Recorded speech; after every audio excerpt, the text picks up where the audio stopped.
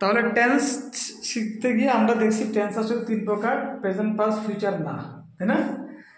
হ্যাঁ, আমরা শিখছি কি ইনডিফিনিট, পারফেক্ট আর কন্টিনিউয়াস। আর এটা শিখতে গিয়ে আমরা নিয়ম শিখছি, ইনডিফিনিট নিয়ম হচ্ছে একটা মাত্র ভার্ব থাকবে। কয়টা ভার্ব থাকবে? যেমন দেখো, বাবু হেল্পস মি, কয়টা ভার্ব আছে? বাবু হেল্প মি, কয়টা ভার্ব আছে? বাবু উইল হেল্প মি, দুইটা ভার্ব আছে, কিন্তু আমরা ব্যাখ্যা দিয়েছি কেন দুটো ভার্ব আছে। আমরা ব্যাখ্যা দিয়েছিলাম ভার্বের কিন্তু ফিউচার ফর্ম না থাকাতে যে কোন ভার্বের আগে একটা উইল দিয়ে ওই ভার্বটাকে কি করা হয়? ফিউচার করা হয়। মানে যে কোনো একটা ভার্বকে ফিউচার করতে হলে ওই ভার্বের আগে একটা উইল দিতে হয়। উইল দিয়ে ওই ভার্বটাকে, যে ভার্বটাকে আমরা ফিউচার করতে যাচ্ছি, ওই ভার্বটার বেস ফর্ম দিলে ওই ভার্বটা ফিউচার হচ্ছে। তাই দেখতে গেলে দুইটা ভার্ব, আসলে দুটো ভার্ব না, কি একটা ভার্ব মানে উইল এন্ড ফ্রি।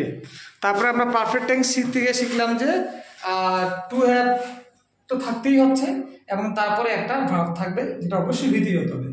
অর্থাৎ যদি প্রেজেন্টে পারফেক্ট বলি তাহলে হ্যাজ হয়, যদি পাস্ট পারফেক্ট বলি হ্যাড হয়, আর যদি ফিউচার বলি হ্যাজ এর ফিউচার কি উইল হ্যাভ, তাই না? তো দেখা গেল যে পারফেক্ট টেন্স চেঞ্জটা হয় কিসের উপর ভিত্তি করে? টু হ্যাভ গুলোর উপর ভিত্তি করে। আমরা তাই করেছি, অনেকগুলো বাক্য লিখেছি। তারপরে কন্টিনিউয়াস শিখতে এসে দেখেছি যে কন্টিনিউয়াস নিয়ম হচ্ছে ভাবের সাথে আইনজি থাকতে হবে, তার আগে প্রয়োজনীয় টু বি ভার্ব থাকতে হবে। আমরা নিশ্চয়ই জানি টু বি ভার্ব কোনগুলো, মনে আছে? Am, is, are, was, are, be, been, be. এটা না জানলে আবার এই ভাষাটা বুঝে যাবে না। তারপরে প্রয়োজনীয়, যেমন বাবু আছে বলে ইজ হয়েছে, যদি দে থাকতো তাহলে আর হইতো, আই হইলে এম হইতো, তাই না? তার মানে কন্টিনিউয়াস নিয়ম হচ্ছে ভার্বের সাথে আইনজি থাকতে হবে এবং তার আগে সাবজেক্ট অনুযায়ী, প্রয়োজন অনুযায়ী টু বি ভার্ব হবে। তাহলে টু বি ভার্ব কোনগুলো? হ্যাভ, হ্যাজ, হ্যাড, এগুলা না, হ্যাঁ, নিজের, ওয়াজ, এগুলোই হতে হবে, তাই না? তাহলে আমরা শিখে গেলাম কন্টিনিউয়াস, এবং এটা প্রেজেন্ট কন্টিনিউয়াস, কারণ টু বি ভার্বটা প্রেজেন্টে আছে, তাই না? Is, are, am, present continuous. আর ইজ এর পাস্ট ওয়াজ, তাহলে আমরা এখানে ওয়াজ দেওয়াতে এটা হয়ে গেছে পাস্ট কন্টিনিউয়াস।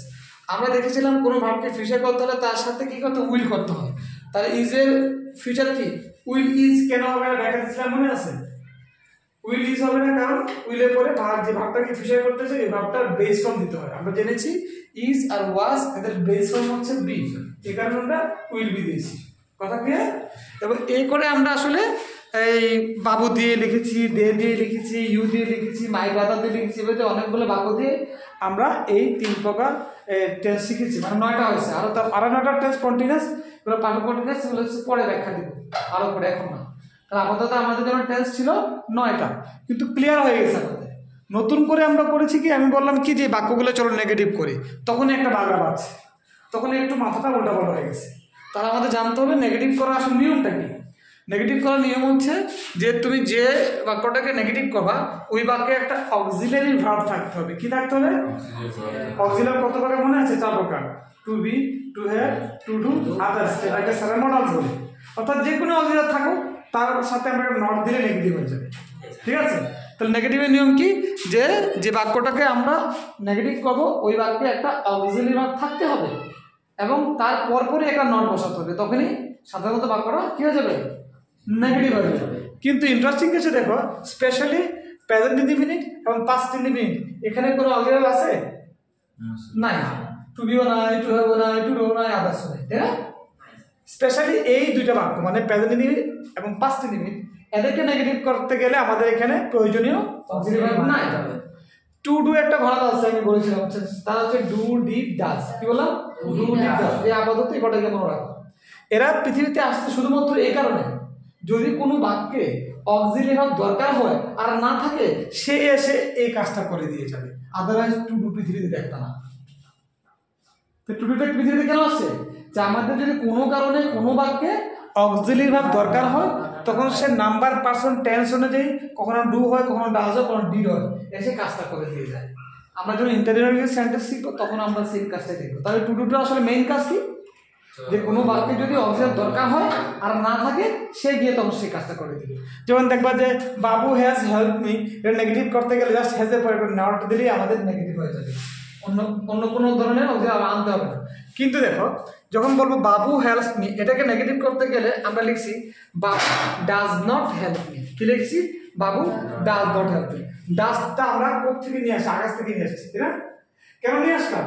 কারণ নেগেটিভ করার নিয়ম হচ্ছে নট কখনো সাধারণত একা বসে না, বসে তার আগে একটা অক্সিলারি ভার্ব লাগবে। কিন্তু বাবু হেল্পস মি এই বাক্যে আমাদের কোনো অক্সিলারি ভার্ব নাই। তাহলে বোঝা গেল কোনো বাক্যে যদি অক্সিলারি দরকার হয় আর না থাকে সেক্ষেত্রে নাম্বার আর টেন্স অনুযায়ী হ্যাঁ আমাদের ডু, ড্রিম বা ডাজ নিয়ে আসবে। ডাজ হচ্ছে বাবু একা, তাই না? একজন থাকলে ভার্বের সাথে এসিএস দিই না আমরা। যদি আই থাকতো তাহলে ডু হইতো, আই ডু নট হইতো। দেয়ার থাকলে দেয়ার ডু নট হইতো। আবার পাস্ট কইলা হেল্প আছে না, এখানে হেল্প পাস্ট কইলা আমরা ডিড দিছি, পাস্ট কইলা ডিড দিছি, কিন্তু এখানে একটা কাজও করছি আমরা, এখানে এই হেল্পটাকে আর পাস্ট রাখি নাই, যেহেতু ডিড দিয়ে আমাদের পাস্ট ইনডিফিনিট কাজ হয়ে গেছে, তাই আমরা ডিড নট হেল্প কথাটা লিখি নাই, লিখছি ডিড নট হেল্প। তার মানে এটাও বোঝা গেল যে টু ডুর পরে যে ভার্বটা থাকে এটা বেস ফর্মে থাকে। কোন ফর্মে থাকে? যেমন তো এখানে হেল্প ছিল, এস ছিল না একটা হেল্পস, এখানে আছে হেল্পস নাই। তার মানে এটাও বোঝা গেল যদি কোনো বাক্যে টু ডু থাকে, হ্যাঁ মানে ডু ডিড ডাজ থাকে, তারপরে যে ভার্বটা থাকবে সেটা বেস ফর্মে থাকবে। কোন ফর্মে থাকবে? Base form. আর বেস ফর্মটা কি আপনি নিশ্চয়ই জানেন। কথা কি? এখন এই দুইটাই সমস্যা, আর কোথাও কোনো সমস্যা না। এখন থেকে ফিউচার ইনডিফিনিট কি লেখা আছে? কি লেখা আছে? বাবু উইল হেল্প মি, এটাকে নেগেটিভ করতে বলছে, কিন্তু আগে থেকে আমার এখানে উইল একটা আছে, আমার আছে না, সো আমাকে নতুন করে কোনো ধরনের অক্সিলারি ভাগ করে নিয়ে আসতে হবে না, অর্থাৎ জাস্ট উইলের সাথে একটা যে নট লাগাই দেব। ঠিক আছে?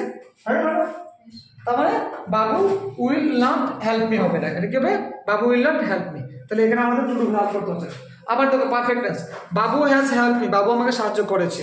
এটা নেগেটিভ করতে হলে কি লাগবে? আমাদের একটা নট লাগবে, আর অবশ্যই নটের আগে একটা অক্সিলারি ভার্ব লাগবে, যে কোনো অক্সিলারি। কিন্তু আগে থেকে তো হ্যাজ দেই আছে, তাহলে লাগবে না, তাহলে শুধু নট দিতে বাবু হ্যাজ নট হেল্প মি, আর কোনো চেঞ্জ হবে না। কথা ক্লিয়ার? আবার দেখো বাবু হ্যাড হেল্প মি, এটাকে নেগেটিভ করতে বলছে। নেগেটিভ নিয়ম কি? নটের আগে একটা অক্সিলারি ভার্ব দিতে হবে। তোমার তো আগে থেকে হ্যাড আছে, তাহলে শুধু নট দিলে হবে। এই যে তো কি লিখছি?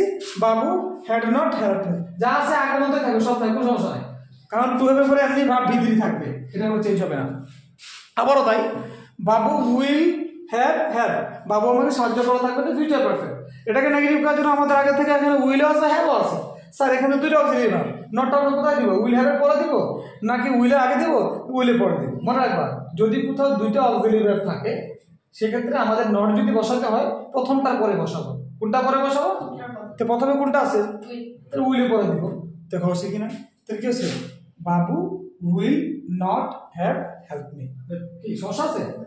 তার মানে আমাদের নতুন করে এখানে আনতে হচ্ছে। আবার দেখো continuous tense, Babu is helping me, বাবু আমাকে সাহায্য করছে।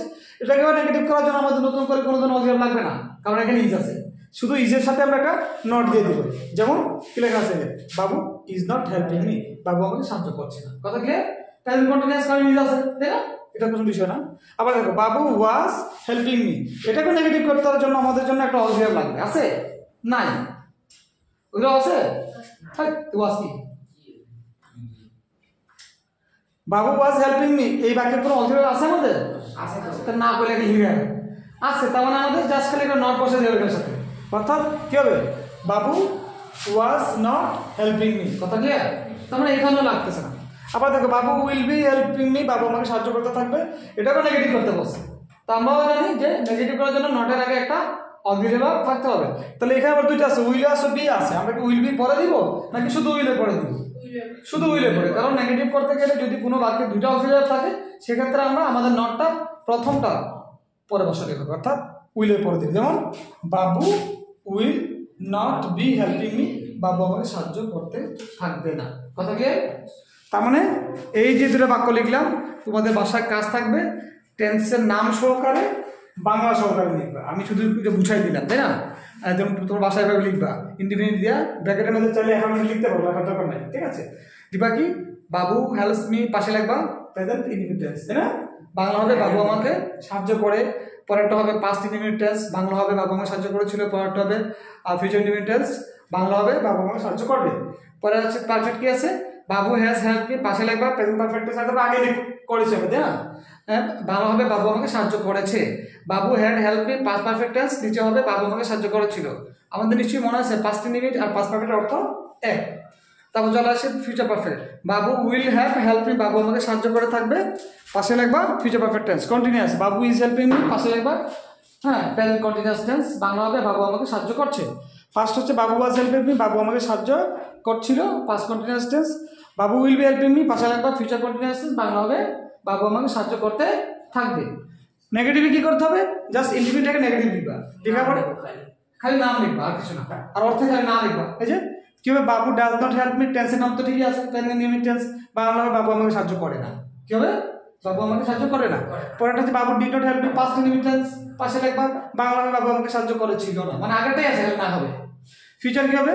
বাবু উইল নট হেল্প মি, পাশে লিখবা ফিউচার ইনডিফিনিট টেন্স, বাংলা হবে বাবু আমাকে সাহায্য করবে না। পারফেক্ট টেন্সে চলে আসি, পাশে নেগেটিভ লিখবা, বাবু হ্যাজ নট হেল্প মি, এটা প্রেজেন্ট পারফেক্ট টেন্স, কারণ হ্যাজ আছে দেখতে পাচ্ছি। বাংলা হবে বাবু আমাকে সাহায্য করেছে না। করেনি বললেও কিন্তু হবে, কিন্তু আমরা করেছে না লিখবো, আমাদের একটা টেন্সের স্ট্রাকচার বা গল্পটা ধরার জন্য। তারপর হবে বাবু had not help me, past perfect tense, বাবু আমাকে সাহায্য করেছিল না। পরেরটা হচ্ছে বাবু will not have help me, বাবু আমাকে সাহায্য করে থাকবে না। ঠিক আছে, কন্টিনিউয়াসে চলে আসতাম, পাশে লিখবা negative, Babu is not helping me, পাশে লিখবা প্রেজেন্ট কন্টিনিউয়াস টেন্স, বাংলা হবে বাবু আমাকে সাহায্য করছে না। তারপর হচ্ছে বাবু ওয়াজ নট হেল্পিং মি, বাবু আমাকে সাহায্য করছিল না।